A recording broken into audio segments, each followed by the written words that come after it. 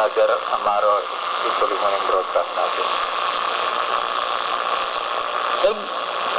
Kayo po ay nakikinig sa inyong paboritong programa, ang testamento ng ating dakilang Diyos Ama. Ngunit bago tayo magsimula, tayo muna ay mananalangin. Ama namin nasa langit, sambay nawa ang pangalan mo. Ikaw nawa ang maghari sa amin. Sundin nawa ang iyong kalooban dito sa lupa tulad ng sa langit. Bigyan mo kami ng pagkain kailangan namin sa araw na ito. At patawarin mo kami sa aming mga kasalanan tulad ng aming pagpapatawad sa mga nagkakasala sa amin.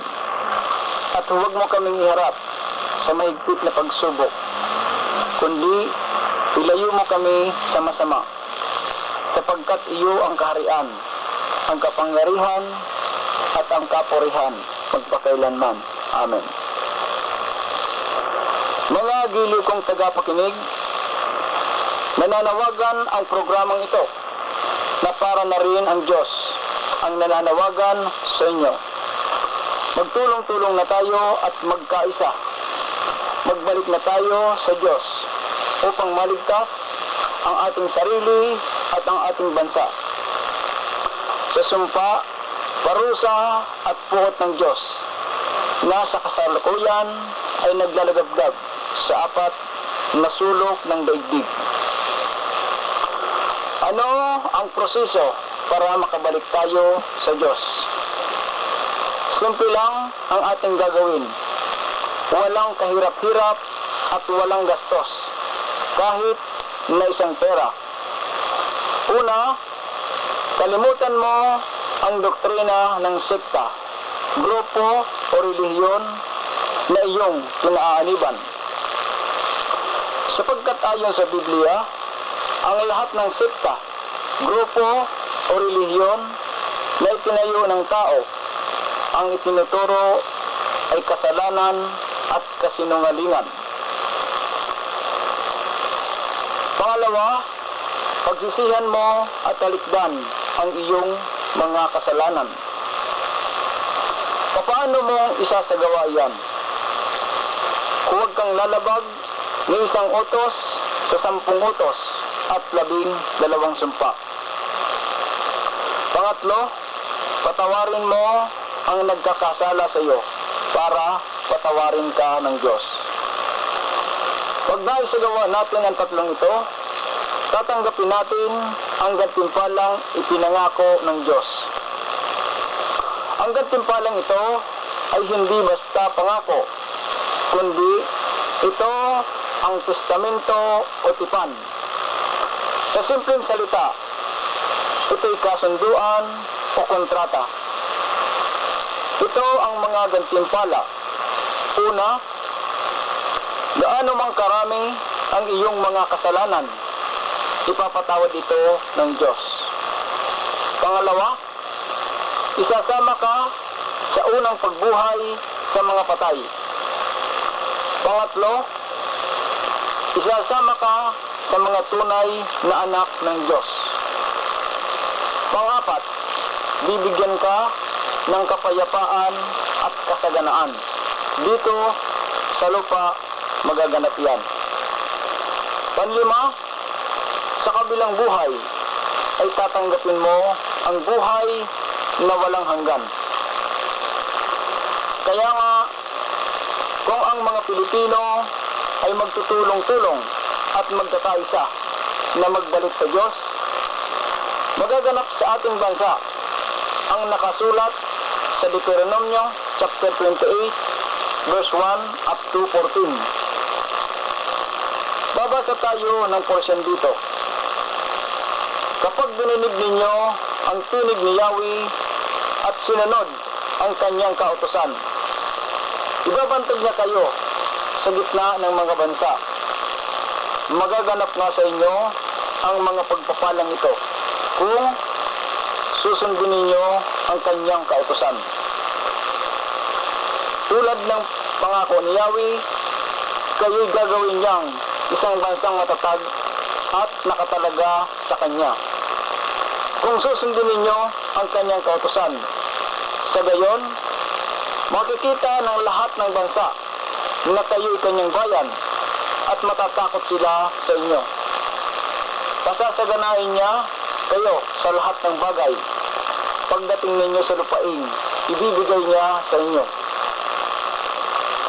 Pararamihin niya ang inyong mga anak at mga hayop at pasasaganain ng ani ng inyong bukirin.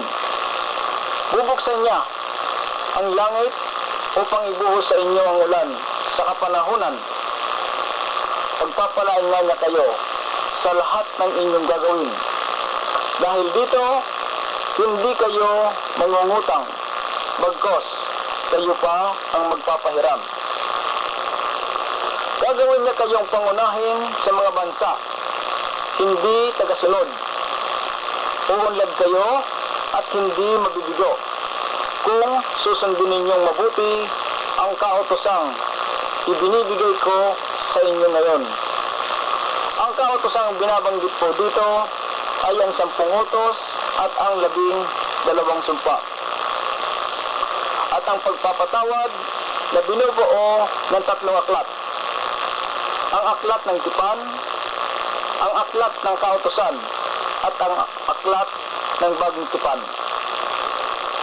Ang aklat ng tipan ay nakasulat sa Exodus chapter 24 verse 7. At ang nilalaman ng aklat ng tipan ay ang 10 utos. Nakasulat ito sa Exodus chapter 20 verse 3 up to 17.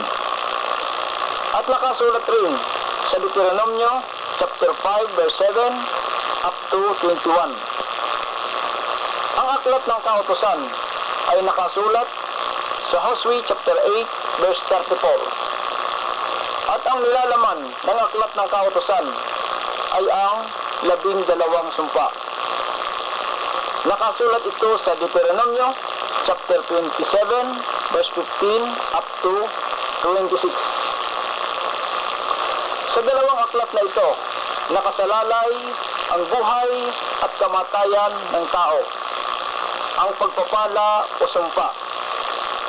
Kapag sinunod mo ang dalawang aklat na ito, wala kang lalabagin ni isang utos, mananatili kang buhay sa harap ng Diyos, sa kabutihan, sa kapayapaan, sa kasaganaan, at sa pag-ibig. Ngunit isang utos lamang ang labagin mo dito, mananatili ka sa kahirapan, sa kamatayan, sa sumpa, parusa at puot ng Diyos. Nakasulat ito sa Deuteronomio chapter 30 verse 11 up to 20. At ang sumpa, parusa at puot ng Diyos ay nakasulat sa Deuteronomio chapter 28 verse 15 up to 68. Ang pangatlong aklat, ang aklat ng bagong tipan. Nakasulat ito sa Hebrew chapter 12 verse 24. At ang pinakabuod, patawarin mo ang nagkakasala sa iyo upang ikaw ay patatawarin ng Diyos. Nakasulat ito sa Matthew chapter 6 verse 14 up to 15. Sa pamamagitan ng bagong tipan, binigyan ng Diyos ng kapangyarihan ang lahat ng tao upang sila ay maligtas at mapawalang sala. Ito ang kapangyarihan, magpatawad sa mga nagkakasala sa inyo. Nakasulat ito sa Matthew chapter 9 verse 6 up to 8. Sa Matthew chapter 18 verse 18, ganito ang nakasulat. Ang patawarin mo dito sa lupa ay patatawarin sa langit, at ang hindi mo patawarin dito sa lupa ay hindi rin patatawarin sa langit. Tingnan po ninyo kung gaano kadakila ang dakilang Diyos Ama, upang ikaw ay maligtas at mapawalang sala. Binigyan ka ng power of attorney. Ano ba ang ibig sabihin ng power of attorney? Ayon sa karunungan ng tao. Kung ano ang desisyon mo sa nagkakasala sa iyo, iyon din ang magiging desisyon ng dakilang Diyos Ama. Ngunit, dapat ninyong malaman na ang power of attorney ay hindi ninyo magagamit kung kayo ay nasa ilalim pa ng sumpa. Paano ninyong masusuri na kayo ay nasa ilalim pa ng sumpa kung mayroon pa kayong nilalabag na utos sa kautosan ng Diyos? Ito ay ang 10 utos at 12 sumpa. Nakasulat sa Santiago chapter 2 verse 10. Kung sinusunod mo ang buong kautosan, ngunit nilabag mo ang isa, nilabag mo ang lahat. Kaya nga, mga kapatid ko at mga magulang, upang magkaroon ng kabuluhan at katuparan ang pag-ibig na ibinigay sa atin ng dakilang Diyos Ama, wala tayong gagawin, kundi tuparin at ipaliwanag na tuparin din ang 10 utos, ang 12 sumpa at ang pagpapatawad na binubuo ng 3 aklat. Ang aklat ng tipan, ang aklat ng kautosan, at ang aklat ng bagong tipan. Ngayon po, dadako na po tayo sa ating paksa. Ang papaksayin po natin yung bagong Jerusalem. Alam po ninyo, sa panahon natin ngayon, ang dami pong iba't ibang grupo. Nagtayo po sila ng bagong Jerusalem. Ito pong bagong Jerusalem na ito, naitayo na po ng Diyos sa daigdig. Ngayon, kung meron pong bagong Jerusalem, merong unang Jerusalem. Yung unang Jerusalem, sa pangunguna ni Haring David at Haring Solomon, sa loob ng 80 taon, 80 taon, naghari ang kapayapaan at kasaganaan sa Jerusalem. Yung pong ginto at pilak sa dami, parang bato po na pinupulot lamang. Yung pong Jerusalem, binubuo po ito ng 12 bansa. Ito nga po yung lahi ni Jacob na kung tawagin ito, mga Israelita.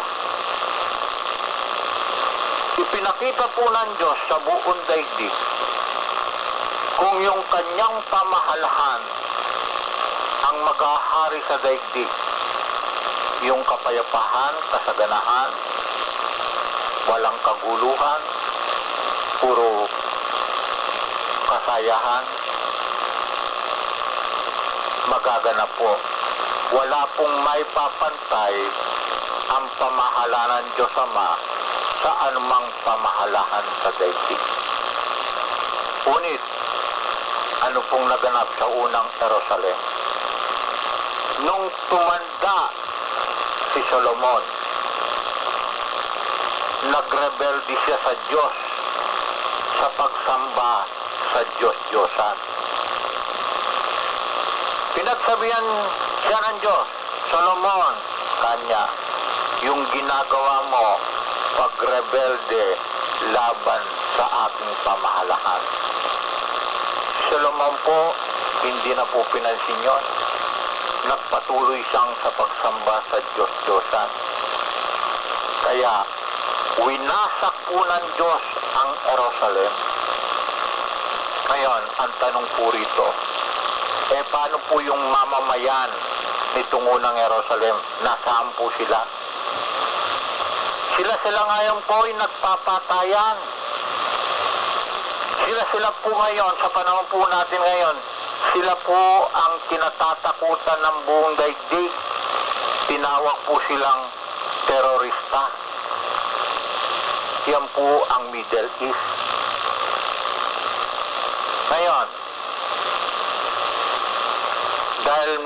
may liim na panukala ang Diyos na pag-isahin ang mga nilikang nasa langit at nasa lupa. Sa pamamagitan ni Kristo, itinayo ng Diyos ang bagong Jerusalem. Itinayo po nakatayo na. Ngunit dahil sa pagre-rebelde nitong apat na leader sa daigdig, sino po itong apat na leader? Spiritual leader, religious leader, political leader, at business leader. Ito pong apat na leader na ito po ang mga naghihimagsik laban sa pamahalaan ng Diyos Ama. Nagtayo po sila ng kanilang grupo at ipinakilala ito yung Jerusalem na itinayo ng Diyos. Ngayon,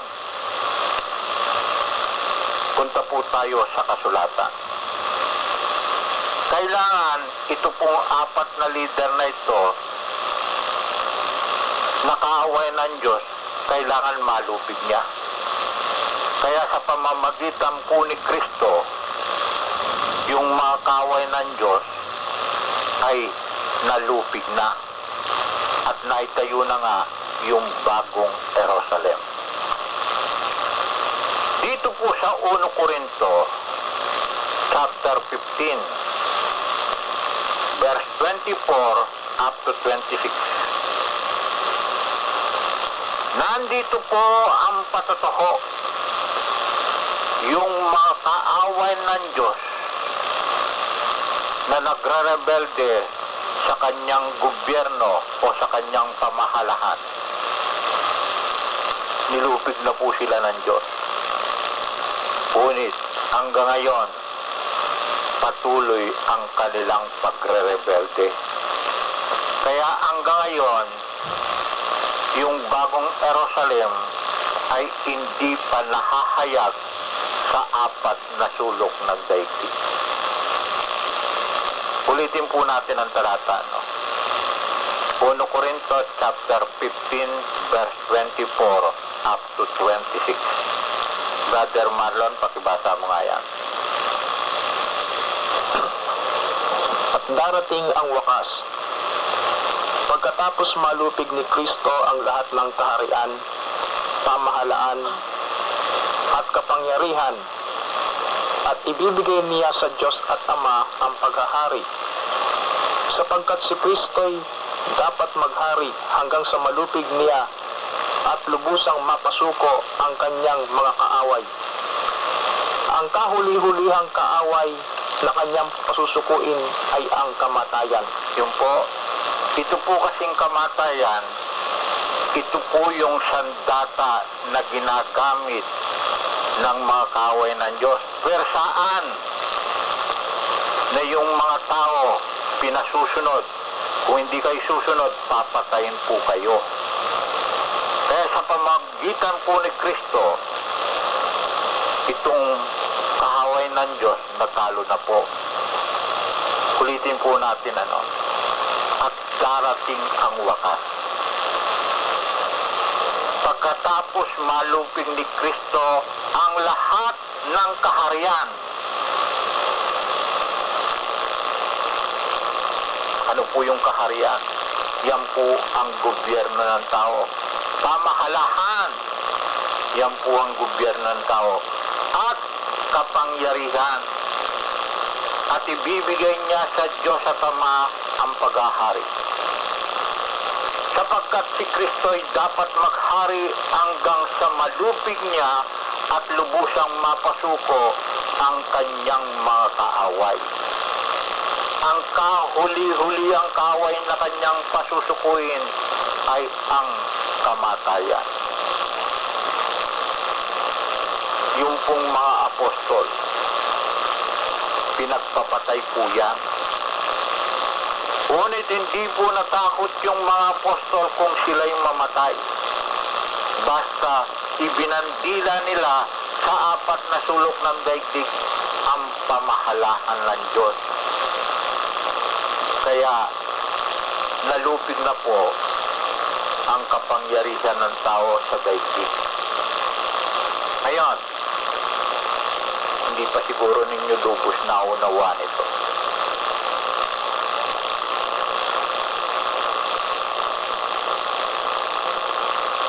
Dito po sa Galatia, chapter 5, verse 1, para igit po ninyong maunawaan itong paksa natin bagong Jerusalem. Ulitin po natin ang talata, no? Galatia chapter 5, verse 1. Brother Amaro, pakibasa mo nga yan. Pinalaya tayo ni Kristo upang manatiling malaya. Magpakatatag nga kayo at huwag nang paalipin uli. Yung pong pinalaya tayo sa kapangyarihan ng tao. Ngayon, paano po tayong pinalaya? Tinalo po ni Kristo ang lahat ng kapangyarihan at pamahalahan. Ang kauli-uli ang tinalo niya, yung kamatayan. Ngayon, kaya kung pinalaya ka na, hindi ka natakot sa kamatayan. Ganito pa po yung nakasulat sa Hebrew chapter 2 verse 14 up to 15. Kaya kung kayo po ay 100% naniniwala sa bagong Jerusalem, hindi na po kayo paaalipin sa kapangyarihan ng tao sapagkat malaya na po kayo. Dito po sa Hebrew chapter 2 verse 14 up to 15. Brother Marlon, pakibasa mo nga yan. Lamang ang mga anak na tinutukoy niya ay tao. Naging tao rin si Jesus tulad nila. May laman at dugo. Ginawa niya ito upang sa pamamagitan ng kanyang kamatayan ay maigupo niya ang dyablo na siyang may kapangyarihan sa kamatayan. Sa gayon, pinalaya niya ang lahat ng naging alipin habang panahon dahil sa kanilang takot sa kamatayan. Yan po, yung pong dyablo rito, ito nga po yung ididirekta na natin, isisimple natin, yung gobyerno ng tao sa daigdig. Yan po ang dyablo. Ngayon, ito pong apat na leader na ito, ininterpret ito, demonyo, satanas, na umuudyok sa tao upang gumawa ng masama. Kaya po sa pamamagitan ni Kristo, tinalo niya yung kamatayan, sapagkat ang epektibong panakot nitong diablong ito, yung kamatayan, papatayin ka. Yung pong, kaya po nung mga apostol, pinatay po lahat yan eh. Pero natakot ba yung mga apostol? Itinuloy pa rin na ipangaral sa buong daigdig ang gobyerno ng Diyos. Ngayon, ano po ba yung bagong Jerusalem? Kailangan malaman po ninyo ito. Ano po ba yung bagong Jerusalem? Dito po sa Pahayag chapter 21 verse 1 up to 7. Ito po yung bagong Jerusalem. Para malaman po ninyo kung gusto ninyong maging mamamayan ng bagong Jerusalem. Ngayon, narinig ninyo yung broadcast na ito, magsimula na kayong sumuko sa gobyerno ng Diyos. Ang pagsuko po sa gobyerno ng Diyos, hindi po nangangailangan ng tiga-pamagitan. Hindi po kamukha yung gobyerno ng tao. Pag nagrebelde ka laban sa gobyerno ng tao, kung gusto mong sumuko, hindi ka makasusuko. Kailangan meron pang mamamagitan upang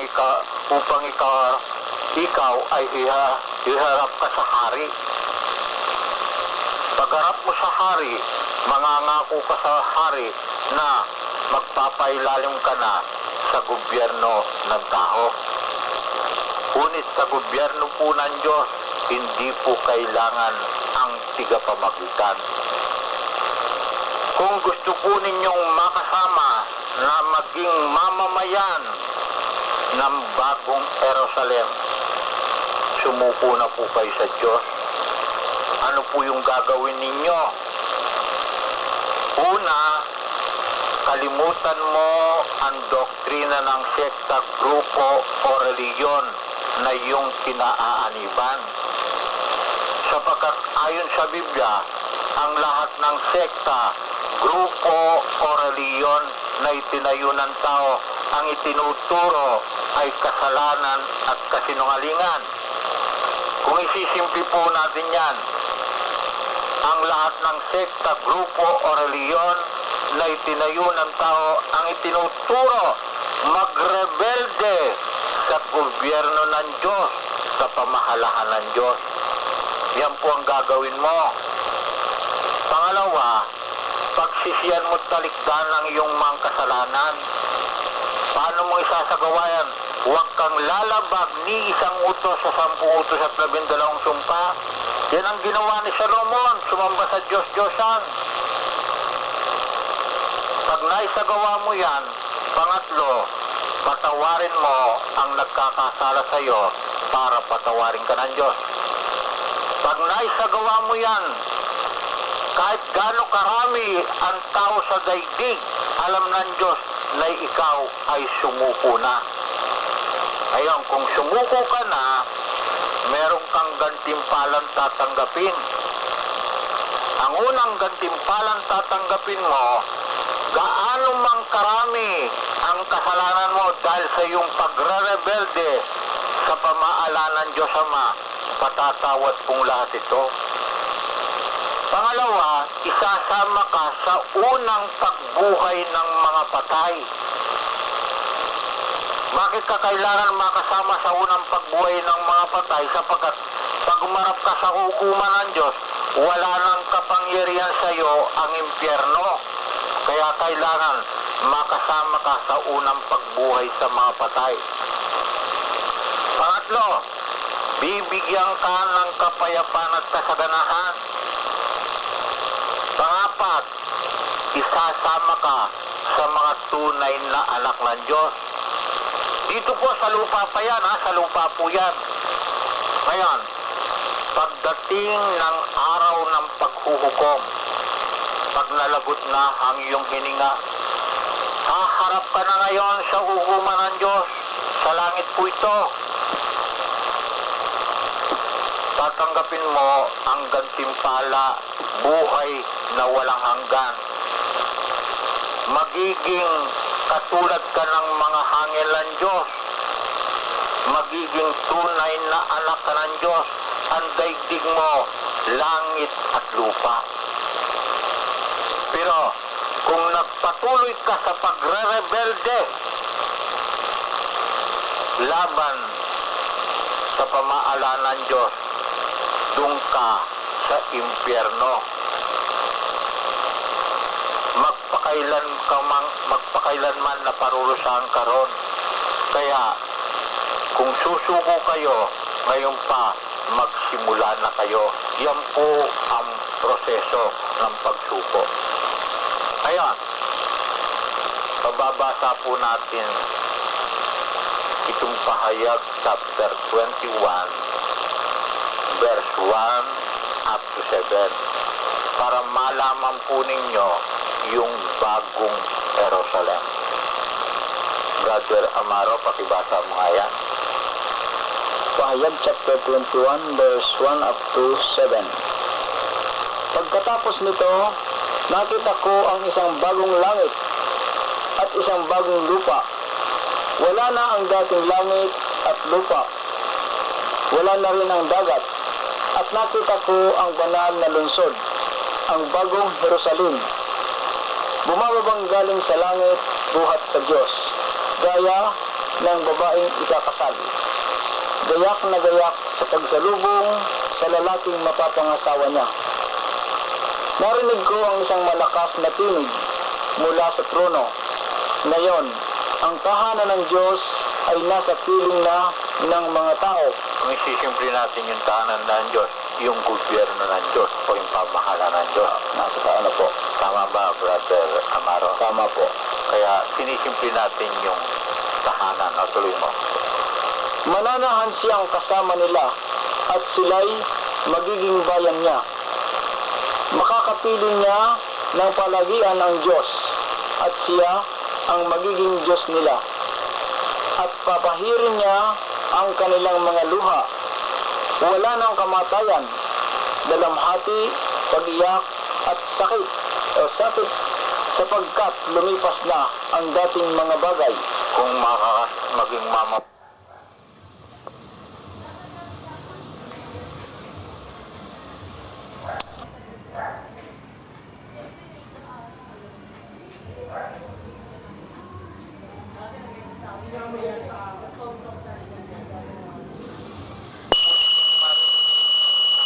paboritong programa ang testamento ng ating dakilang Diyos Ama. Brother Amaro, ituloy mo ng broadcast natin. Kayo po ay nakikinig sa inyong paboritong program